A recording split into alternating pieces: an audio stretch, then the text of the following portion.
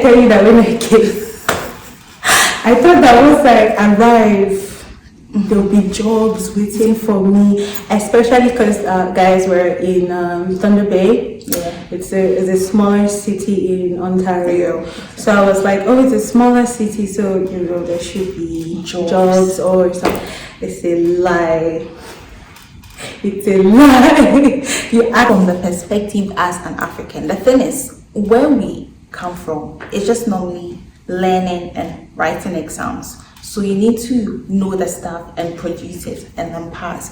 But here, it's so real that, or it's so intense that they want to see application. System in Africa, I will speak from Nigeria, because I'm Nigerian. It is very, very theory based. It's more of like whatever you're being taught in school, you're expected to regurgitate it back on the exam. That shows your understanding of the content. Accommodation here is the devil. Oh my god, especially for a new immigrant. Oh my god. Good apartments you could see range from 500 upwards. Like for new people, maybe like obviously you'd be looking for like just a one room in a house. You'd be sharing bathroom and common spaces. So for that you could get from like 500 to let's say 800, 900. Then if you're looking for like a self-contained, trust, I went through a lot to find this information. So the next thing that we want to talk about is food, right? Ooh. I made a video where I was saying that I want pepper. Pepper is so important to Africans. Oh and my even to God. Indians, to Asians, whatever, but not entirely everyone. But talking about food, I think I want to talk about accessibility to food. Accessibility to food here could be a struggle because, especially depending on where you stay. Yes. Because I know other people in Canada who Bigger cities exactly. have more like African stores or stuff like that. Instead of packing clothes and packing dresses and actually forget that. Forget it. Bring food.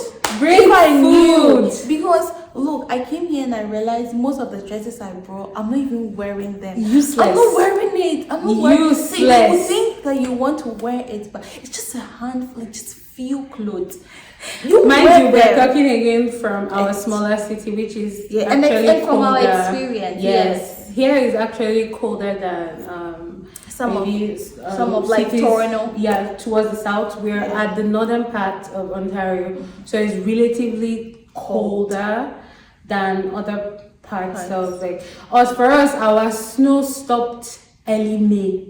When other in the south there's and like by like April, like first week of April, second week of April. Exactly. So and it's even still cold here. The weather isn't consistent. Yes, it's still cold. This is May 22nd, and I think the temperature outside today is probably 12 degrees. 12 degrees outside. So it's still relatively cold. So forget clothes, food. Maybe if you can't bring because it might make your bags heavy. Come with lots of your spices. Their pepper here, it does not pepper. The pepper is not peppering. Bring essential ingredients that you think you can use to make some food. Your local ingredients. Because it's just important that you have those things around you. But I also think as time goes on, you get used to their food because initially I was really having a hard time trying to, engage with their food. But I think now I'm beginning to like it. If you give me a food without pepper, I'll take it. Oh, it's delicious, good. I like it. Now I like several meals that initially I never thought I would like. Exactly. Cheese. Cheese was something that was not in my vocabulary. No, my favorite meal is mac and cheese, like the salad cheese. All this, you would just be eating. Yeah, it's really good. I love mac and cheese. It's so good. Yeah, African is dead. That's like my favorite food on the list. Mac and cheese. No, it's so good. Yeah, I'm not a mac and cheese lover. I do love it a lot. So yeah, I mean that's another thing. Come prepared and definitely come prepared. Come with spices. Nigerians come with yaji. Come with lots of yaji. If you know what yaji is, come with yaji because you will need it to spice up everything.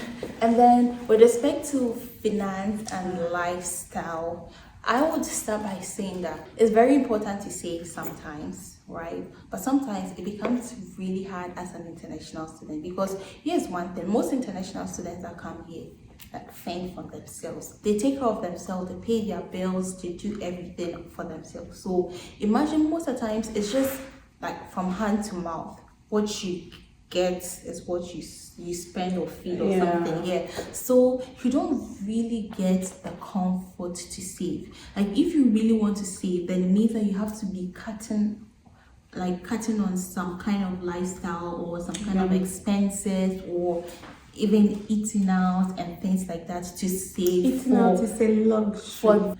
Eating out is a luxury, but I think from where we come from, it didn't used to be that much of a big deal. You would just walk to the roadside and get something to eat. But here, I can walk for 10 minutes and I don't even see a food vendor by the roadside to buy even Fan Eyes. Do you know Fan Eyes? Of course I know Fan Eyes. Okay. Or Fan Yogo or Wache to buy it. You need to walk to the store. Like doing grocery is a big deal. Like it's just everything is just so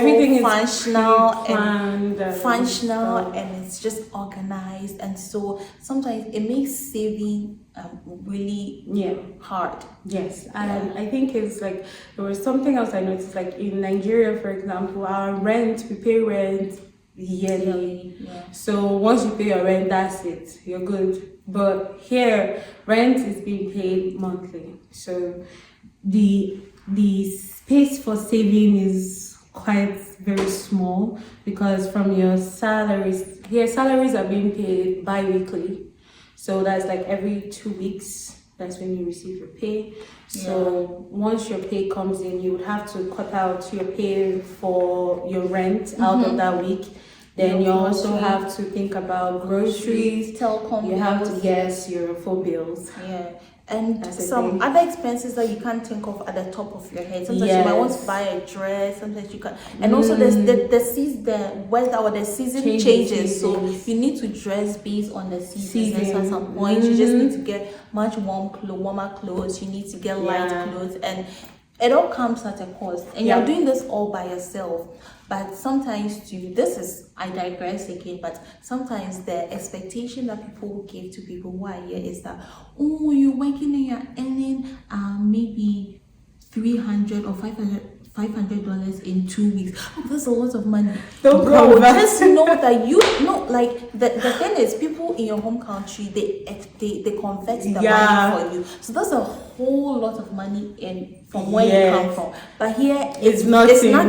When you make $500 in 2 weeks, it's nothing, because you have to pay your rent. And even if your rent alone is $700 and you make $500 in 2 weeks, like how much can you even how can you save? How much can you save? How much you can't even give to people. You can't give unless you're a very genuine person to be giving, because it's so hard to give. You know, in Africa, people just take this money, take this money. It's just like really hard to see people do that here, because you are always paying bills. You're always constantly on bills. Worst off is if you're trying to pay your fees from the work. Like, for example, I have 2.5 jobs. I'm working 2.5 jobs just so I can balance it out. Again, international students are not giving full-time work. It's mostly part-time. And even with the part-time, minimum wage. Minimum wage. It's just I feel like, I'm sorry, but once again, something called surplus value. When you work, and then the effort that you put into your work will never will never be up to the amount your boss will pay you. But I'm just wondering, every time I just ask myself, these are really good people that come here, because when you go through this Canadian immigration, they try to pick the best from your home country. Like, they pick the good ones. So you come here and then now you just do all sorts of things, and even the money that you get is not really encouraging, or it's not enough. Like, people it's ghetto. It ain't smooth. It ain't smooth. It's really the ghetto. It's just hard. Yeah. It's really hard. So if you get a chance and then you can send money to any of your relatives and international students, please do. Don't say they are in Obodo Ibo. How do you say it? That's how you say it. Obodo Ibo. Oh my God. Don't say that. So they are living. Send us funds. Send us. We are suffering. We need it. If you think about us, just just do, because it's so hard. It's not easy. It's not easy. Moving on to the next one, because we need to give you all this in this video. I don't plan on like doing a part 2. Okay. And then also, aside from that, I also feel like international students have less political representation. The reason why I say that is, do you know that most of the struggles international students go through, the governments, the officials, most of them do not know.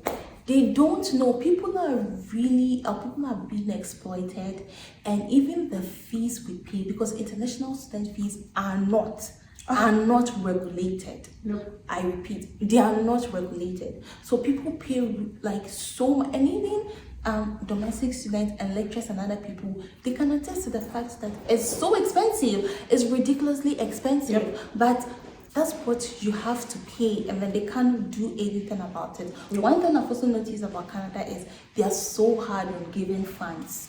They don't really give funds as compared to schools in the US. Yes. And then also comparing like fees in Canada versus US, then US schools pay ridiculously much way expensive tuition than in Canada. Yeah. So I think that's one thing I think I would like to touch on. They don't really know that we go through all the struggles. I just hope that maybe one person who is like really concerned or just has the interest of international students at heart up there will just say, I think we need to reach out to these people, to hear them, to listen to them, to start like taking practical measures towards addressing their needs. Considering Canada is even an immigrant-based system, like they thrive on the immigrant population. Exactly. Like so I'm just wondering, one day when all the immigrants wake up and say we won't work again, what will happen?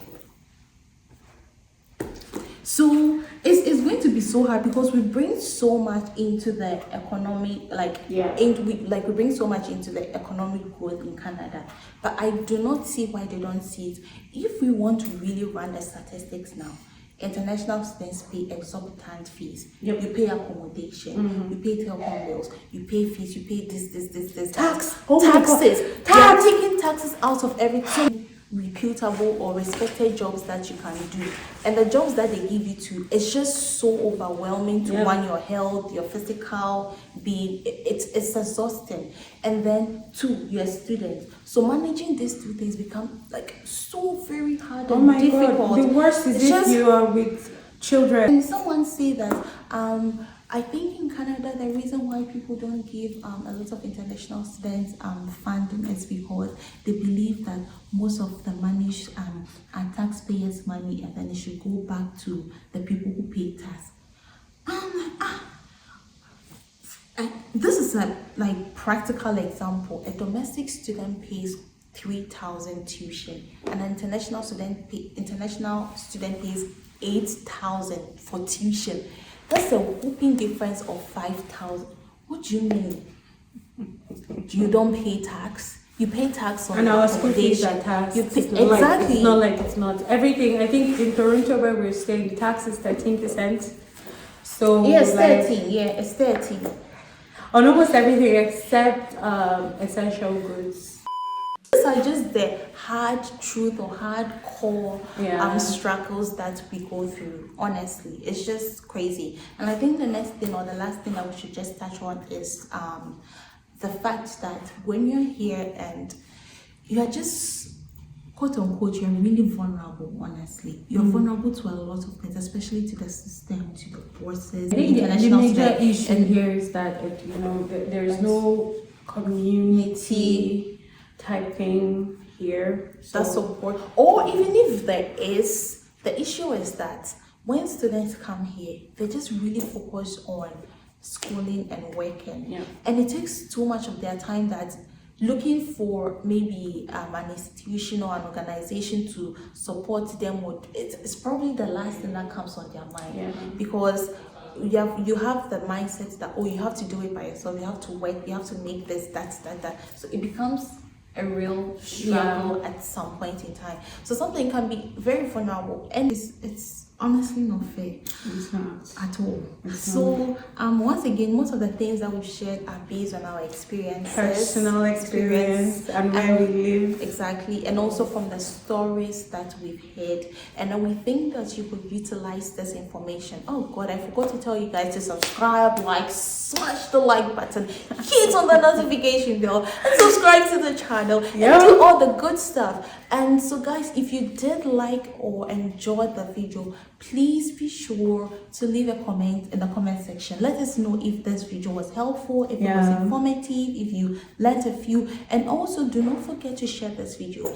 If this video doesn't personally influence you, and you know of any relative who is planning to come to Canada, or you know of any relative who is in Canada and could utilize this video, I think you should please do what to share with them, and let us know, let him or her know that we are all in this together. Yep. You are never alone, okay? We are all figuring this thing out, okay? So Munya, do you want to add anything? Oh yeah, you guys should like this video so she can have me back. Exactly. You know, so I can come back. Yeah, and also let me know if you want to see her more on the channel. I personally want to see you more on the channel. I want to see you more on the channel because, I mean, I said we could utilize her skills and her resources a lot, you know. She's one smart one. So yeah, so guys, please do not forget to follow me on Instagram at Edufia and follow her on Instagram at, You don't need to follow me, I'm a ghost. okay, so so follow her at her own convenience if she wants me to. I would put my her Instagram link. I'll just put it in the description or on the screen. So yeah, just do the needful. And this video has been lengthy, but thank you so much for watching. If you didn't watch up to this point, go back and watch everything. Okay, it was it's a trend. Go back and watch, because you missed out on like a lot of good stuff, and I don't want you to miss out on all this good stuff we shared with you. So till then, there are more interesting videos on the channel. Check them out, and I will be back with more interesting and informative videos. Okay. Bye. Bye.